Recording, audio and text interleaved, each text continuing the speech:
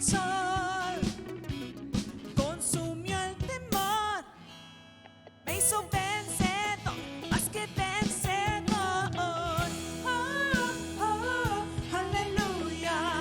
Oh, oh, aleluya. Jesús se ha exaltado, Él ha resucitado. Vive, Él vive, por siempre reinará. Vive, Él vive, mi Cristo vive. Vive, Él vive, por siempre reinará. Vive, Él vive, mi Cristo vivo está.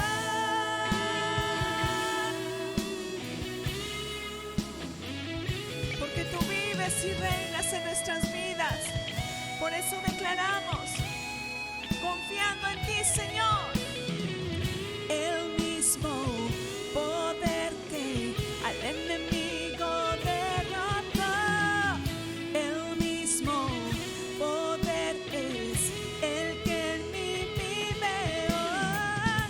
El mismo poder que al enemigo derrotó. El mismo poder es el que en mí vive hoy. El mismo poder que al enemigo derrotó. El mismo poder es el que en mí vive hoy. Vive, Él vive, por siempre reinará. Vive, Él vive, mi Cristo vive. Vive, Él vive, por siempre reinará. Vive, Él vive, mi Cristo vivo está. Aleluya. Oh, oh, aleluya. Oh, oh, aleluya. Oh, oh, aleluya.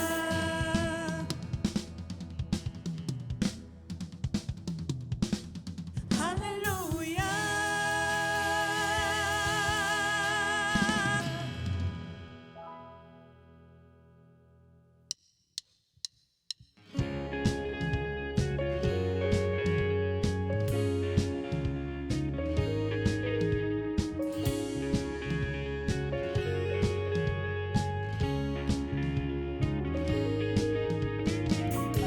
En tiempos de desesperación,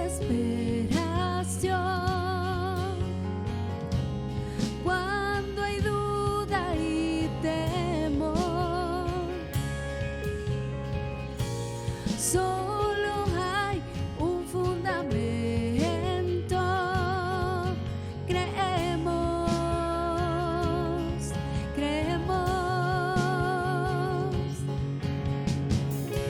En medio de esta generación, tu luz nos alumbrará. Solo hay una esperanza.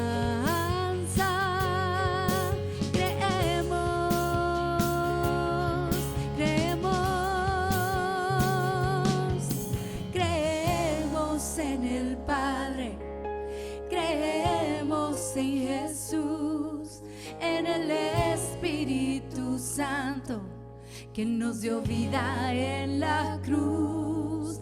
Creemos en su sacrificio, creemos que Él venció, que ha resucitado y volverá otra vez. Creemos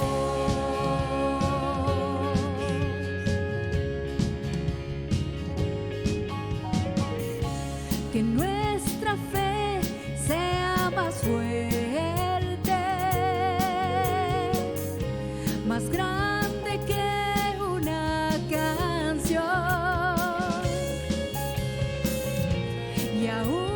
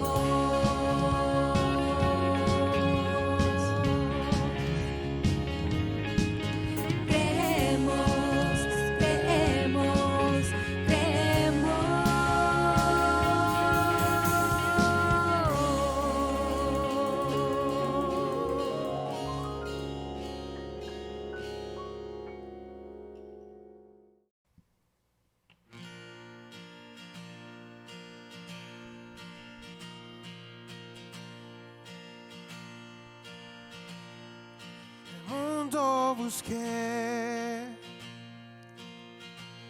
y no pudo llenarme, y ningún tesoro que pueda ganar me saciará. Mas llegaste tú, me diste vida nueva y cada deseo y se cumplirá aquí en tu amor. No, no hay nada, nada mejor, oh, no hay nada, nada mejor, oh, no hay nada, nada mejor que mi Dios.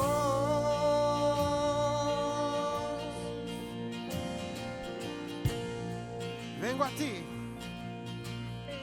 y vengo a ti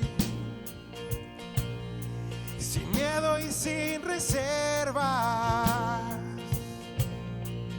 Cada fracaso has visto, Señor, y aún tu amigo soy, porque el Dios de los montes es el Dios de los valles, y no hay lugar que me pueda alejar de tu gracia y amor. Oh, no hay nada, nada mejor, oh, no hay nada, nada mejor, oh, no hay nada, nada mejor que mi Dios. Oh, no hay nada, oh, no hay nada, nada mejor, oh, no hay nada, nada mejor, oh, no hay nada, nada mejor que mi Dios.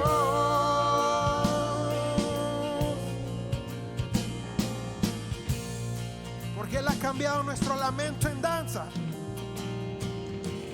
Cambias lamento en danza,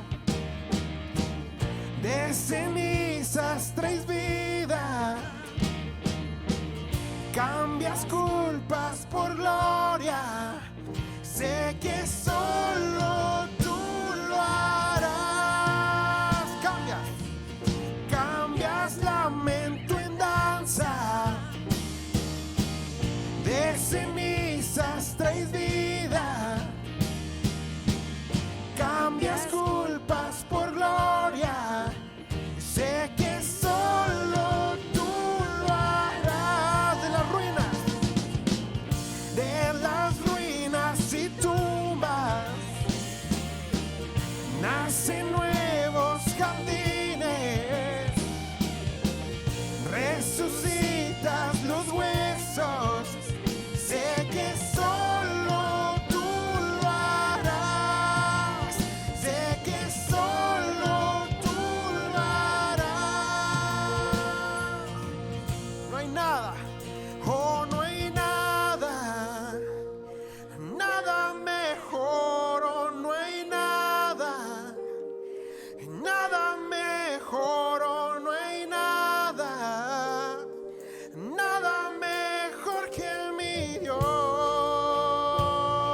No hay nada, oh, no hay nada, nada mejor, oh, no hay nada,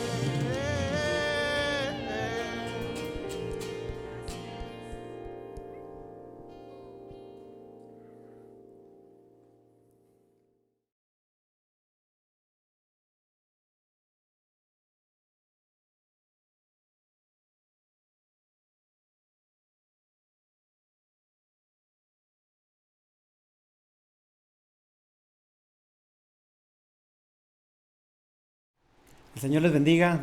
Espero que estén muy bien en su casa. Qué bendición poder estar esta noche a través de esta forma de transmisión. Y sobre todo estoy contento porque vamos a iniciar una serie nueva que tiene que ver con el libro de Romanos. Es un estudio que vamos a ver verso a verso. Así que yo le invito a que prepare su mente, su corazón para lo que esta noche Dios quiere hablarnos a nuestras vidas. Y quisiera iniciar esta reunión o esta transmisión con una oración para pedirle a Dios que nos hable a nuestra mente y nuestro corazón. Así que le invito ahí en casita que incline su rostro para que podamos orar juntos. Padre, te damos gracias en esta noche porque eres bueno. Gracias porque nos permite reunirnos a través de este medio, Señor, y podemos sintonizarnos con tu palabra, con tu Espíritu Santo.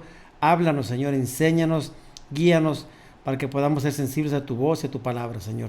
En el nombre de Cristo Jesús. Amén y amén. Bueno, pues esta epístola de Romanos es una epístola muy, muy bonita, muy profunda, muy completa. Y esta epístola fue escrita por el apóstol Pablo. Y la importancia de esta epístola, Martín Lutero la llamó el libro más importante del Nuevo Testamento. Y Lutero añadió, dijo, es la verdadera obra maestra del Nuevo Testamento, el más puro evangelio digno de un cristiano. No solo se debe de aprender de memoria, sino también con el trato diario con él, considerándolo como el pan cotidiano del alma humana. Entonces, tanto Lutero como otros reformadores fueron tocados por esta epístola. Dios trató con sus corazones y hubo una conversión en sus vidas, y ellos fueron los que iniciaron esta nueva reforma del evangelio.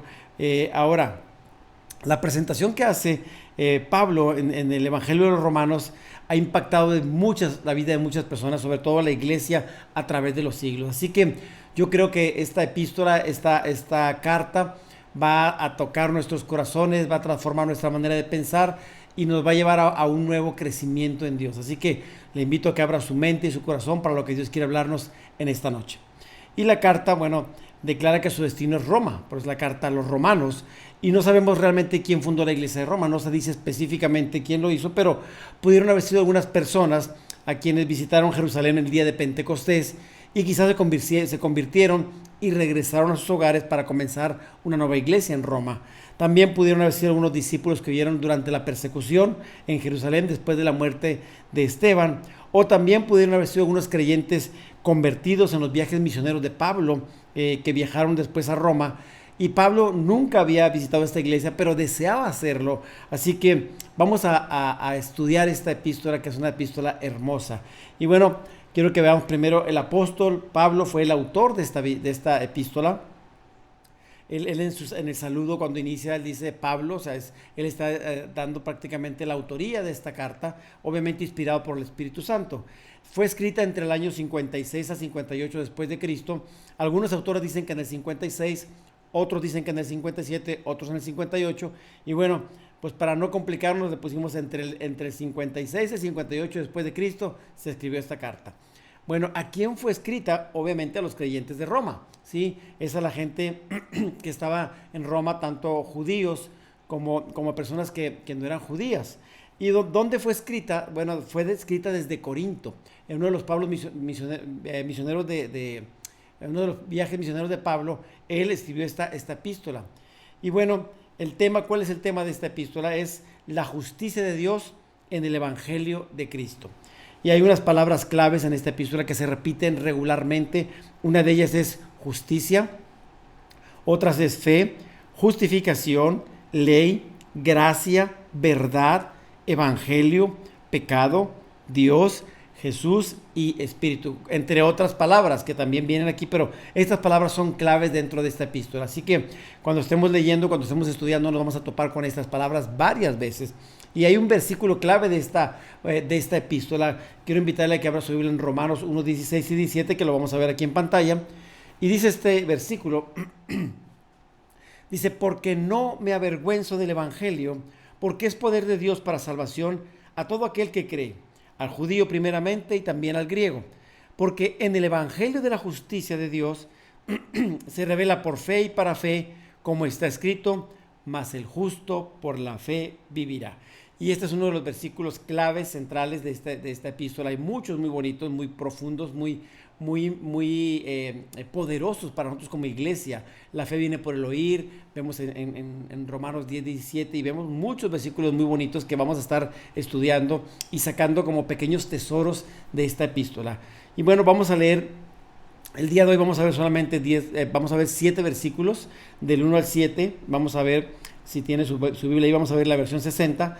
Romanos 1:1 dice: Pablo, siervo de Jesucristo, llamado a ser apóstol, apartado para el evangelio de Dios, que él había prometido antes por sus profetas en las Santas Escrituras, acerca de su Hijo, nuestro Señor Jesucristo, que era del linaje de David, según la carne, que fue declarado Hijo de Dios con poder según el Espíritu de Santidad por la resurrección de los muertos, y por quien recibimos la gracia y el apostolado, para la obediencia a la fe en todas las naciones por amor de su nombre, entre las cuales estáis también vosotros, llamados a ser de Jesucristo, a todos los que estáis en Roma, amados de Dios, llamados a ser santos, gracia y paz a vosotros, de Dios nuestro Padre y del Señor Jesucristo.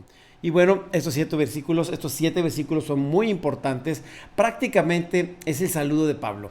Ese saludo, es muy probable que esta iglesia se estableció con creyentes que visitaron Jerusalén durante el Pentecostés o después del Pentecostés, pero vemos que esta introducción es una de las introducciones más largas de las epístolas de Pablo. Si vemos las otras epístolas, son cortas, nada más Pablo se presenta, da 2, 3 palabras, inmediatamente empieza el tema. En este caso, da 7 versículos para presentarse y también para explicar un poquito quién es él, ¿sí? Entonces, aquí está él tratando de explicar un poquito lo que él es, porque recordemos que Pablo en sus inicios era un perseguidor de la iglesia, y entonces Pablo tenía una mala reputación con el pueblo de Dios. Los cristianos le tenían miedo.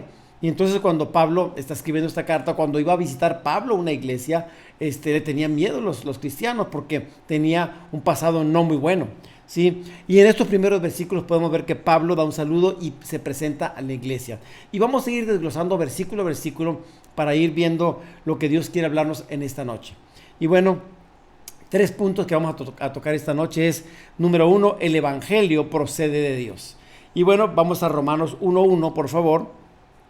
Dice: Pablo, siervo de Jesucristo, llamado a ser apóstol, apartado o elegido para el evangelio de Dios. Y aquí Pablo está bien consciente de su llamado. Pablo sabe quién lo ha llamado, cuál es su posición. Pero hay algo que me gusta de Pablo. Pablo no es una persona que sea orgullosa, que se esté exaltando a sí mismo. Pablo, sabiendo que él era un apóstol, él puede haber iniciado Pablo, apóstol de Jesucristo. Sin embargo, Pablo toma la posición y dice: Pablo, siervo de Jesucristo. Entiende su posición delante de Dios, y como siervo del Señor, él se presenta de esa manera. No saca sus credenciales, no trata de llamar la atención, de expresarle al pueblo de Roma para que se deslumbren por quién es Pablo. Simplemente dice: siervo de Jesucristo, llamado a ser apóstol. Y bueno, la palabra siervo en el griego es doulos, que significa también esclavo, ¿sí? Y aquí sería entonces Pablo, esclavo de Jesucristo.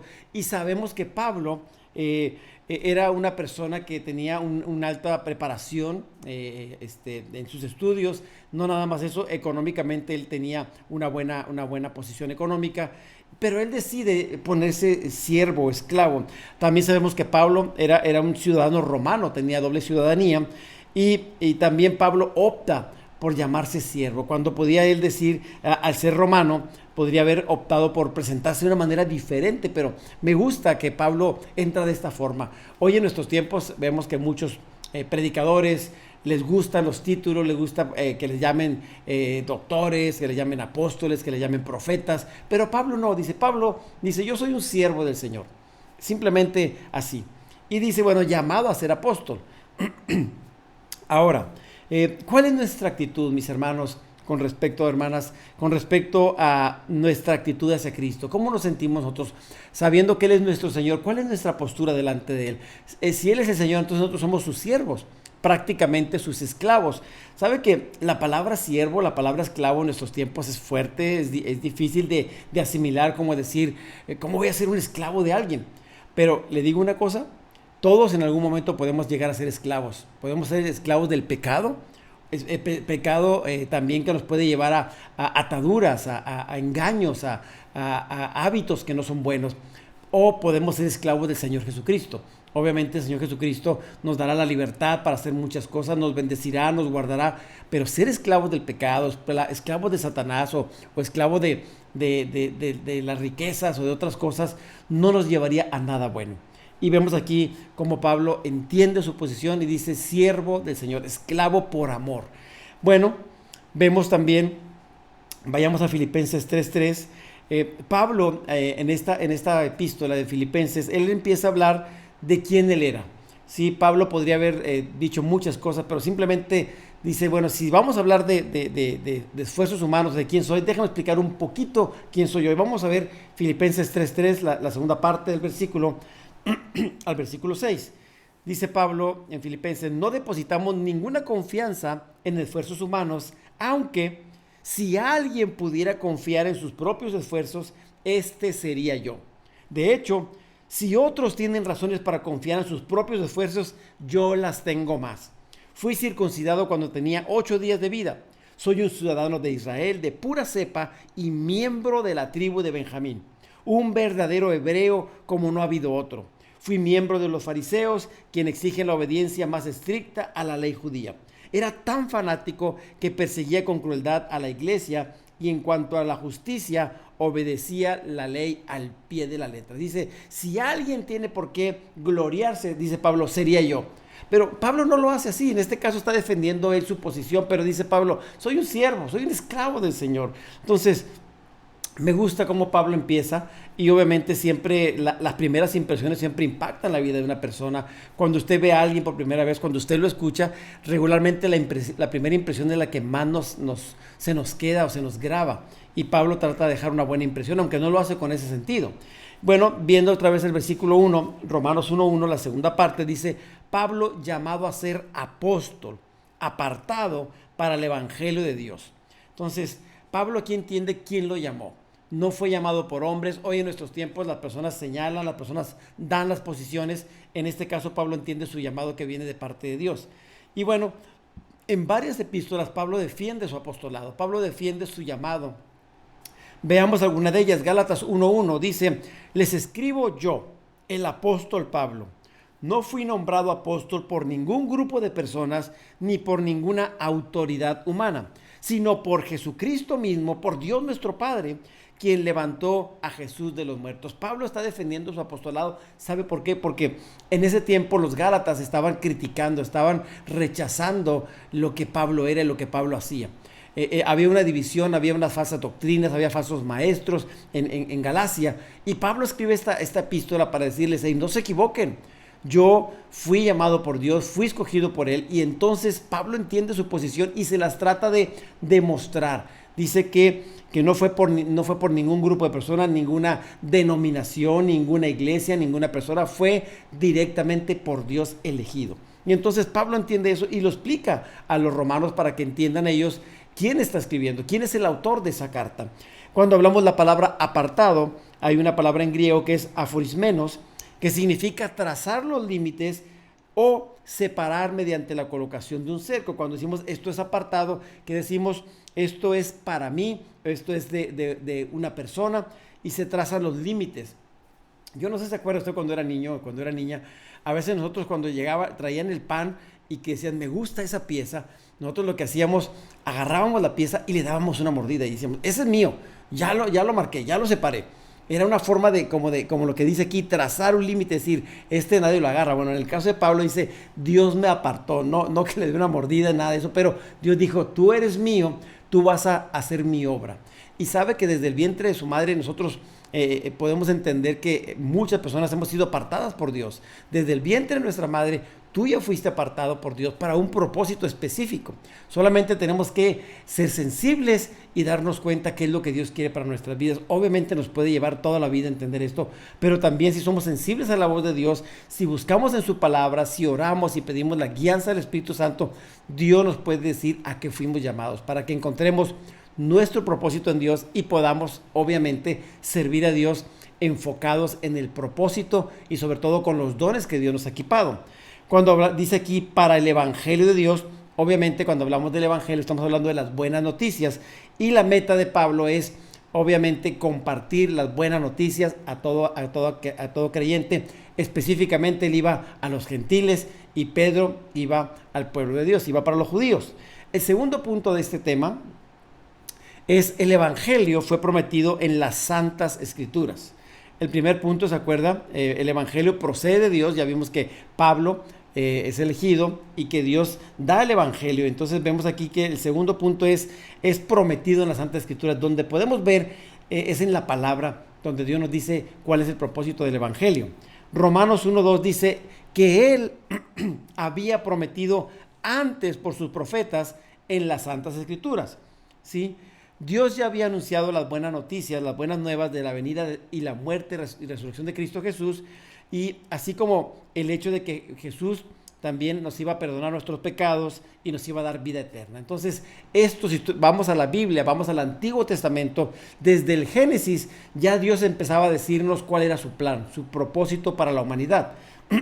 Génesis 3:15 dice, Dios le dijo a la serpiente, bueno, eso lo agregué yo, aunque está hablando de la serpiente, dice, haré que tú y la mujer sean enemigas, pondré enemistad entre tú y sus descendientes y los tuyos, un hijo suyo te aplastará la cabeza y tú le morderás el talón. Esto está hablando proféticamente de Jesús, que Él es el hijo que va a venir y va a aplastar la cabeza de la serpiente, la va a destruir, aunque dice que tú le vas a morder el talón. Obviamente la serpiente, Satanás, el Señor lo reprenda, él pensaba que al morir Jesucristo él había acabado el plan de Dios, pero no, ahí prácticamente le estaba como mordiendo el talón, pero finalmente Jesús le aplastó la cabeza y lo derrotó en la cruz del Calvario, y por eso usted y yo hoy somos más que vencedores en Cristo Jesús. Amén. Gloria a Dios. Vemos también, hermanos, en el Antiguo Testamento cómo proféticamente en el libro de Isaías 53 se habla también de Jesús. Y vemos otros versículos, otros libros de la Biblia donde también se menciona proféticamente lo que Cristo iba a venir a hacer. Mire, veamos Isaías 53, 3-5. Dice, todos lo despreciaban y rechazaban. Fue un hombre que sufrió el dolor y experimentó mucho sufrimiento. Todos evitábamos mirarlo, lo despreciamos y no lo tuvimos en cuenta. A pesar de todo esto, Él cargó con nuestras enfermedades, sufrió nuestros dolores y nosotros pensábamos que Dios lo había herido y humillado. Pero Él herido fue por nuestras rebeliones, molido por nuestros pecados o golpeado por nuestras maldades. Él sufrió en nuestro lugar y gracias a sus heridas recibimos paz y fuimos sanados. Aquí está hablando proféticamente de Jesús cuando está diciendo lo que Él iba a pasar en la cruz del Calvario, el precio que iba a pagar por causa de sus pecados y los míos. Y vemos también otros versículos donde se menciona la segunda venida y menciona que las promesas de parte de Dios a través de Cristo Jesús. Y bueno, el tercer punto que quiero tratar esta noche es el Evangelio se basa en la persona y obra de Jesucristo. Romanos 1:3 dice, acerca de su Hijo, nuestro Señor Jesucristo, que era del linaje de David según la carne. Estoy leyendo la versión 60, voy a leerle otra versión. Dice, las buenas noticias tratan del Hijo de Dios, nuestro Señor Jesucristo. Como humano, Él nació de la familia de David, pero por el poder de Dios, a través del Espíritu Santo, fue declarado Hijo de Dios al ser resucitado de entre los muertos. Esta me parece que es versión Palabra de Dios para Todos. Pero si se fijan, está hablando de lo mismo, ¿sí? Está hablando que las buenas noticias o el Evangelio trata de Jesús. Prácticamente cuando hablamos de Jesús estamos hablando del Evangelio. Es la vida, la muerte y la resurrección de Jesucristo. Ese es el Evangelio.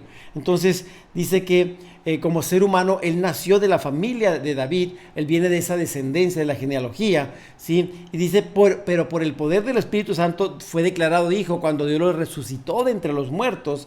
Y bueno, ¿dónde viene esto de que Jesús vendría de la familia de David? Lo invito a que vayamos a 2 Samuel 7:16. Aquí vamos a ver el pacto davídico. Dice, tu casa, o tu familia, dice otra versión, y tu reino continuarán para siempre delante de mí, y tu trono estará seguro para siempre o eternamente, dice la versión 60. Entonces, aquí estamos viendo un pacto que Dios hace con David, donde le dice que de su casa, de su familia, iba a seguir reinando. Entonces, obviamente, después de muchas generaciones, nace Jesucristo. Según la carne, dice, bueno, en cuanto a la humanidad, el Señor Jesucristo era descendiente de David, a través de la carne, ¿sí? Su madre María era descendiente de Natán, hijo de David, y su padre adoptivo, José, era descendiente de David, pero a través de Salomón. Uno es a través de Natán, los dos son hijos de David, pero uno viene por una línea y otro viene por otra. Y dice, de este modo Jesús, tanto en el orden físico como en el legal, tiene el derecho a ocupar el trono de David. ¿Por qué? Porque viene de la descendencia de David. Ahora, ¿dónde viene? Vamos a ver Mateo 1:17, por favor. Dice, así que hubo 14 generaciones desde Abraham hasta David. 14 desde David hasta que se llevaron a los israelitas a Babilonia, y otras 14 desde que se llevaron a los israelitas de Babilonia hasta el nacimiento de Jesucristo. Estamos hablando de 42 generaciones en total. Ahora quiero que veamos una siguiente diapositiva, una imagen, esta ya la había mostrado antes en otra predicación, donde vemos cómo David, vemos en la parte de abajo está David en color naranja, y el lado izquierdo está Salomón y Natán, son dos hijos de David, y entonces vemos cómo a través de ellos vienen todas las generaciones, donde van surgiendo la genealogía de Jesús. En el lado izquierdo es la genealogía de parte de José, y en el lado derecho es la genealogía de parte de María. Entonces vemos cómo las dos se van juntando, van avanzando hasta llegar a José y María, pero una viene de Natán y la otra viene de Salomón, y al final ellos se conocen y son los padres de Jesús.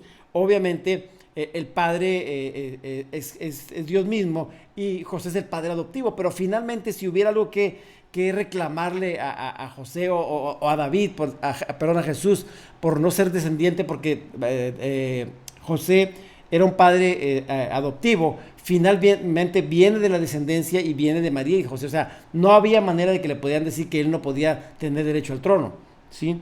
Ahora, Romanos 1:4 dice que fue designado hijo de Dios con poder, según el Espíritu de Santidad, por la resurrección de entre los muertos. ¿Qué vemos aquí? Bueno, está hablando que fue declarado hijo de Dios con poder. Hijo de Dios es un título que se relaciona con la resurrección, exaltación y glorificación de nuestro Señor Jesucristo. La exaltación de que se habla se efectuó a través de su resurrección de entre los muertos. En otras palabras, su gloriosa resurrección fue el primer paso importante en su trayecto a la gloria. Fue seguida por la ascensión de Cristo, su coronación y el acto después de derramar el Espíritu Santo. Ahora, es muy interesante que vemos que Jesucristo, cuando vemos en Isaías, dice, un hijo nos es dado, ¿sí? ¿Qué está diciendo aquí? Que Jesucristo siempre había existido, ¿sí? Pero cuando viene a esta tierra, él viene, es la segunda persona de la Trinidad, y entonces se encarnó, ¿sí? Se hizo como usted y como yo, y entonces en él se cumplen todas las profecías que estaban en el Antiguo Testamento apuntando hacia Jesús, hacia el Mesías o Yeshua, ¿sí? Romanos 1:5 dice, y por quien recibimos la gracia y el apostolado para la obediencia a la fe en todas las naciones por amor de su nombre. Pablo recibió su apostolado de o a través de Cristo, sino que también es un hecho que lo recibió para que por medio de él mismo él pudiera proclamar el nombre de Cristo y promover su causa. Y me gusta que dice, por amor de su nombre. Pablo está bien consciente de quién lo llamó y quién lo está equipando, quién está con él. Aunque Pablo pasó muchas cosas difíciles, nunca dudó de su fe. Siempre sirvió al Señor hasta el último momento. Muchas de sus epístolas fueron escritas en una cárcel.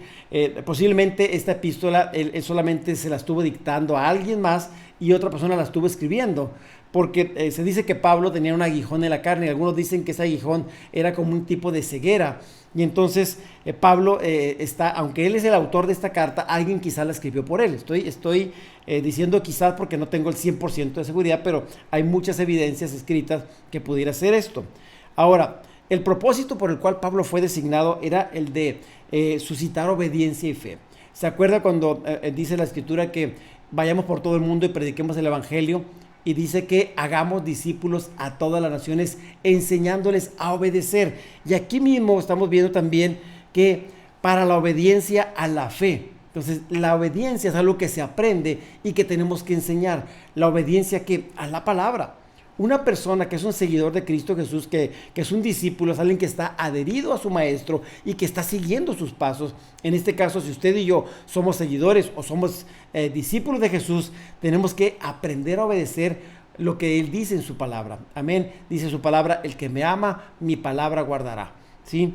Amén. Entonces, vamos a ver 1 Corintios 15:8, donde está hablando de su apostolado, del llamamiento que tiene Pablo. Dice, por último, dice Pablo, como si hubiera nacido en un tiempo que no me correspondía, también lo vi yo. La versión 60 dice como un abortivo. Dice, pues soy el más insignificante de todos los apóstoles. De hecho, ni siquiera soy digno de ser llamado apóstol después de haber perseguido la iglesia de Dios, como lo hice. Sin embargo, lo que ahora soy, todo se debe a que Dios derramó su favor especial sobre mí, y no sin resultados, pues he trabajado mucho más que cualquiera de los otros apóstoles, pero no fui yo, sino Dios quien obraba a través de mí por su gracia. Hay otra, la versión 60 me gusta, que dice, por la gracia de Dios soy lo que soy. Y bueno, eso es lo que somos usted y yo. Por la gracia de Dios somos sus hijos, somos sus amados, y por eso estamos aquí.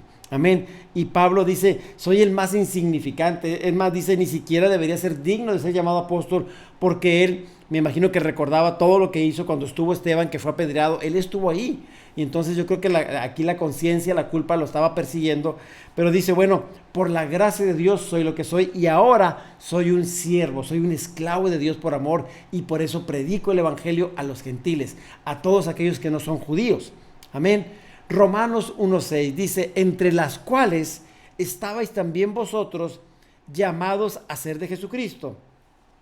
A todos los que estáis en Roma, amados de Dios, llamados a ser santos, gracia y paz a vosotros, de Dios nuestro Padre y del Señor Jesucristo. Bueno, en estos primeros 7 versículos vemos cómo Pablo se presenta, dice quién es él, cómo fue llamado, dice también el propósito del evangelio, pero también dice, empieza a decirles a los que están en Roma. Está diciendo prácticamente el destinatario de esta epístola. Regularmente cuando escribimos una carta, ¿qué es lo que hacemos? Ponemos la fecha, ponemos también un saludo. Regularmente empezamos, estimado fulanito de tal. Regularmente empezamos una carta saludando, ¿sí? Y al último, cuando nosotros terminamos, ponemos la firma. Bueno, Pablo empieza al revés. Pablo empieza diciendo Pablo. Y al final está haciendo él, al final me refiero de esta primera parte, él lo que empieza a hacer, bueno, a los que están en Roma. O sea, este escrito va para todos los creyentes que están en Roma, ¿sí? Amados de Dios. Me gusta esta palabra. Y Pablo les dice, son amados de Dios, ¿sí? Bueno, aunque fue escrita a los romanos, esta epístola también Dios nos habla a usted y a mí a través de ella. Usted es un amado, una amada por Dios, amén. Y me gusta después que dice, llamados a ¿qué? A ser santos. Primero dice en el versículo 16, llamados a ser de Jesucristo. O sea, nos llamamos cristianos porque somos nacidos en Cristo y somos de Él y por Él estamos aquí. Pero también dice, somos amados y somos llamados a ser santos. Hay un propósito para nuestro llamado en nuestras vidas. Y después Pablo se despide, gracia y paz, el saludo que regularmente él tenía o cuando iniciaba una epístola o cuando terminaba. Bueno, ¿a qué se refiere cuando habla amados de Dios o por Dios? Bueno, para Pablo, estas palabras indican no solo que Dios ama a los creyentes que están en Roma, sino también los ha amado desde la eternidad. Ese amor de Dios, dice aquí en la cita Jeremías 31:3, con amor eterno te he amado, por lo tanto te prolongué mi misericordia. El amor de Dios fluye desde la cruz hacia usted y hacia mí. El amor de Dios siempre está ahí. El amor de Dios es eterno. Él dice, con amor eterno te he amado. ¿Qué es este amor eterno? No es la canción que cantan ahí cuando alguien está triste o cuando fallece alguien. No, es el amor que no cambia.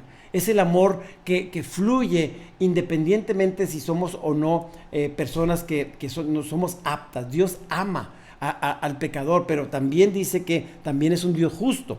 Condena a aquellos que no deciden creer o confiar en Él. Así que yo quiero invitarte en esta noche a que tú abras tu mente y tu corazón, que tú puedas recibir el amor de Dios. Dice, amados por Dios.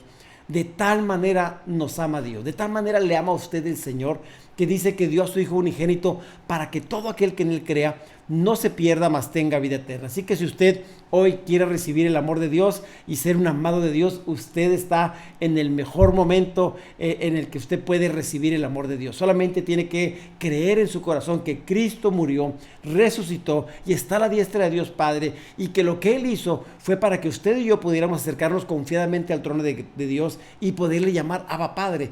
Ese sacrificio, esa cruz, ese derramamiento, esa muerte en la cruz de Calvario, ¿qué es lo que propició? Que nuestros pecados fueran limpiados, fueran borrados. Había un acta que nos era contraria. ¿Qué significa esto? Que todos nuestros pecados estaban escritos, ¿sí? Era como una deuda que teníamos, pero ¿qué hizo Dios? Esa deuda la toma Jesucristo y Jesús paga esa deuda, y ahora usted y yo podemos ser libres por la sangre de Jesucristo. ¿Pero qué tiene que hacer? Recibir a Jesús en su corazón, creer con fe en el Evangelio y decirle al Señor: sí, yo quiero creer, yo decido aceptar a Jesucristo, yo decido creer en el Evangelio, y Señor, hoy invito al Espíritu Santo para que venga a mi vida. Si usted hace esto, mire, tendrá un nuevo nacimiento en Dios, y usted será una nueva criatura. Así que yo le invito a que en fe haga esto ahí en casa, crea el Evangelio. Amén. De eso trata esta epístola, es del Evangelio de parte de Dios. Y me gusta también que dice también llamados a ser santos. Santo es una palabra que significa apartado para Dios. Desde un principio Dios le dijo al pueblo de Israel que Él había escogido a este pueblo. Le dice: quiero que sean santos, que me sean un pueblo santo, un sacerdocio santo. Ahora en Cristo Dios nos dice a usted y a mí que somos nación santa, pueblo adquirido por Dios, ¿sí? Para que anunciemos las virtudes de aquel que nos llamó de las tinieblas a su luz admirable. Entonces ahora somos familia de Dios, pero hay un propósito. Nos llamó para ser santos. Mire Efesios 1:4 lo que dice: según nos escogió en Él antes de la fundación del mundo, para que fuéramos, ¿qué? Santos y sin mancha delante de Él. Aquí vemos propósito. La razón por la cual Dios nos escogió es para que seamos sus hijos, pero para que seamos como Jesús. Él es santo y por lo tanto usted y yo necesitamos ser santos. Santo no significa que usted está encerrado en su casa, que usted está en la iglesia dándose golpes de pecho. No, es apartado por Dios y para Dios, para servirle, para amarle, para tener comunión con Él, para vivir una vida que glorifique a Dios en todo sentido.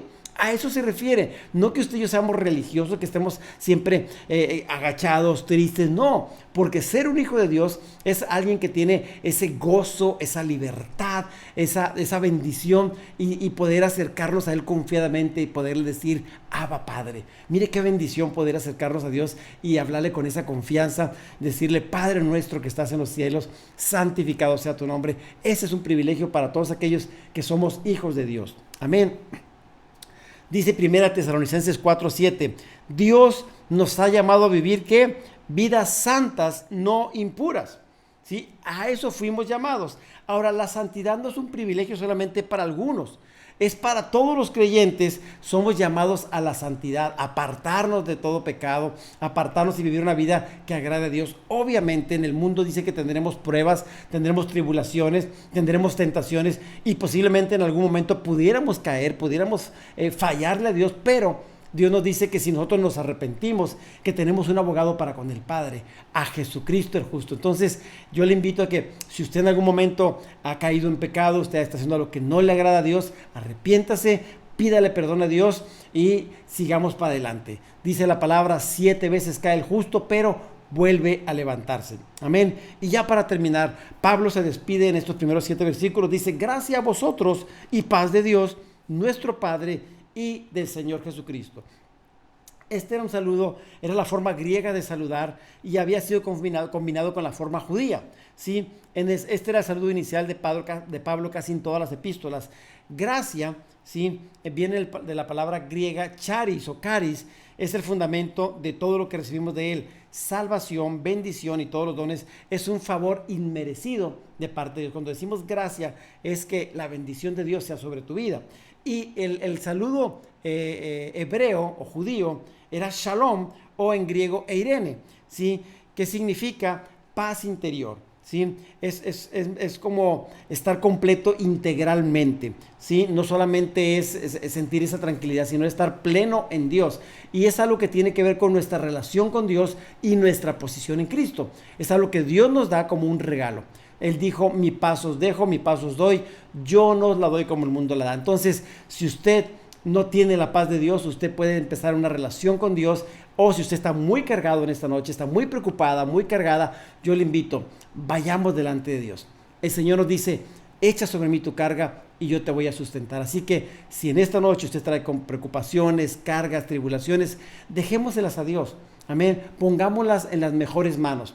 Dios no se enoja porque usted y yo nos acercamos a Él confiadamente y le decimos, Padre, mira, tengo esta situación, me siento triste, estoy cansado, Señor, estoy enfermo, tengo esta situación, Padre, ayúdame, provéeme, dame sabiduría, dame fortaleza.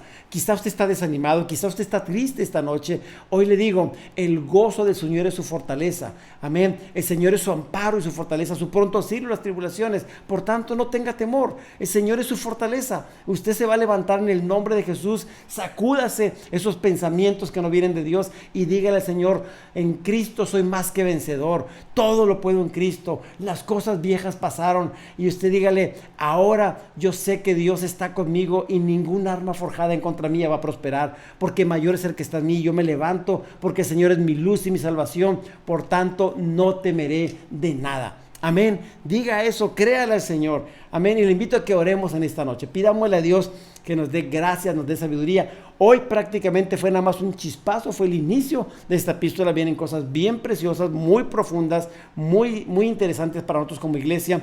Y quiero que oremos en esta noche. Quiero que inclinemos nuestro rostro. Le voy a pedir a Dios que nos ayude a poder aprender, a que seamos sensibles y si hay alguna necesidad que Dios la supla. Así que le invito a que incline su rostro ahí en casa y oremos juntos. Padre, en el nombre de Jesús, te pedimos que ilumines los ojos de nuestro entendimiento. En la medida que nos exponemos a tu palabra, Señor, háblanos. Avívanos, despiértanos, Señor, que muchas personas sean salvadas por medio de tu palabra, Señor, pero también te pedimos, Señor, que traigas un despertar para la iglesia, para nuestros corazones, un despertar de gozo, Señor, de alegría, de paz, de libertad. Señor, queremos ser personas agradecidas, queremos ser obedientes, Padre, que podamos ser santos en cada sentido, en cada momento, Señor, que podamos caminar como a ti te agrada. Todo esto te lo pedimos en el nombre de Jesús. Y Señor, si en esta noche, en casa, ahí donde están viendo esta transmisión, hubiera personas que están enfermas, hoy te ruego, Dios, que hagas un milagro, que traigas sanidad en el cuerpo de cada persona, Señor. Si hay personas que están pasando por un momento de temor, de incertidumbre por el futuro, por situaciones que están fuera de su control, Señor, trae paz, trae certidumbre, trae seguridad de que tú tienes el control, que tú eres soberano y que tú estás por encima de toda circunstancia. Padre, si alguien está pasando por momentos difíciles económicamente, no tiene trabajo, no tiene suficiente provisión, Padre, tu palabra dice que tú eres Jehová Jireh, nuestro proveedor. Y entonces, Padre, te rogamos que traigas una provisión, una bendición para cada hijo y cada hija tuya. Bendice, guarda, prospera, Señor. Si alguien tiene que tomar decisiones y no sabe qué hacer esta noche, Señor, te ruego que traigas luz, que traigas sabiduría, que tu Espíritu Santo guíe a toda verdad, trayendo paz, confianza y certidumbre de decisiones que tengan que ver con tu propósito y tu voluntad. Gracias por la iglesia, gracias por cada persona que está escuchando este mensaje. Bendíceles, guárdales, prospérales en el precioso nombre de Cristo Jesús. Y todos decimos amén y amén.